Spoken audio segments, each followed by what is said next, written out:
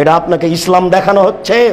আপনি মনে করিয়েন না যে আয়েশা রাদিয়াল্লাহু তাআলা স্বামীর সাথে কিভাবে চললেন তা জাতির সামনে পেশ করে গেলেন, এটা কেমন হয়? জি, তাদের জীবনটাই ছিল জাতির জন্য একটা উপদেশ। তারা পুরো জীবনে দিন রাতে কি করেছেন তা আপনাদের সামনে দিয়ে চলে গেছেন, যাতে করে আপনাদের কোনো সমস্যা না হয়। তিনি বলছেন যে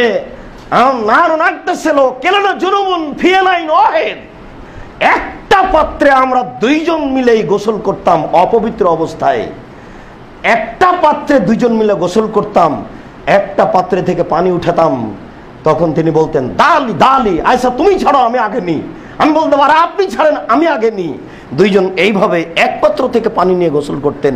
এখানে তিনি বলতে চেয়েছেন তখন আমাদের পরনে কোনো কাপড় ছিল না, ওই অজুতেই আমরা গোসল করে সালাত আদায় করেছি। কে বলে দিল আপনাকে অট্টহাসি দিলে অজু ভেঙে যায়?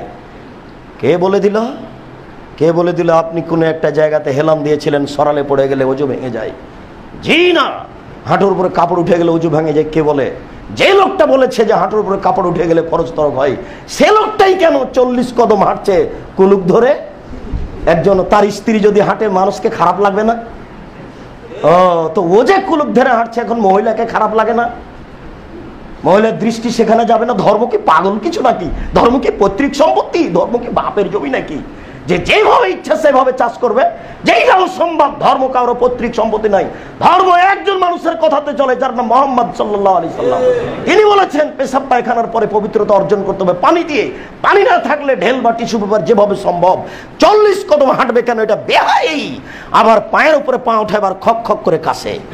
ও যদি 40 ঘন্টা কুলুক ধরে থাকে, এর পরেও যদি ঢেল ফেলে দেয় তাহলে আবার পেশাব আসবে কেন? এটা তার রোগ হয়ে গেছে। 40 ঘন্টা 40 দিন ধরার পরে যদি কুলুক ঢেল ফেলে দেয় তবু আসবে। মাথায় বলবে যে মনে হয় পেশাব আসলো, তার মানে এটা তার রোগ হয়ে গেছে। আল্লাহ রাসূলের কত সুন্দর পদ্ধতি। তুমি পেশাব পায়খানা করে আসো, পানি পবিত্রতা অর্জন করো, এরপরে অজু করো, তারপরে 2 হাতে একটু হালকা পানি নিয়ে লজ্জাস্থান সামনাসামনি কাপড়ের উপরে ছিটিয়ে দাও, তোমার সব সন্দেহ শেষ।